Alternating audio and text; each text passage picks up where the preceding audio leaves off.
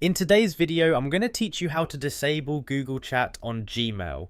Alright, so I'm starting here on my browser, and I'm just going to head over to gmail.com. Once the page loads, I'll make sure I'm signed into my account, and now I'm looking at my inbox. From here, I'm going to move up to the top right corner of the screen and click on that little gear icon. That's the settings button, so I'll go ahead and click it. A small panel opens up, and from here I'm going to click on See All Settings so I can access the full settings page. Alright, now I'm inside the settings area, and across the top you'll see a bunch of tabs.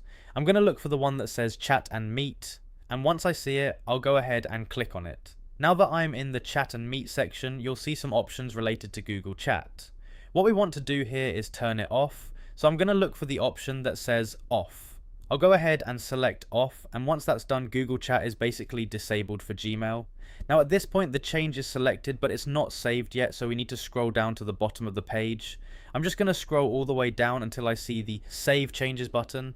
There it is right at the bottom. I'm going to click on Save Changes, and Gmail refreshes and takes me back to the inbox. And that's it. Google Chat is now disabled in your Gmail, so you won't see it showing up anymore.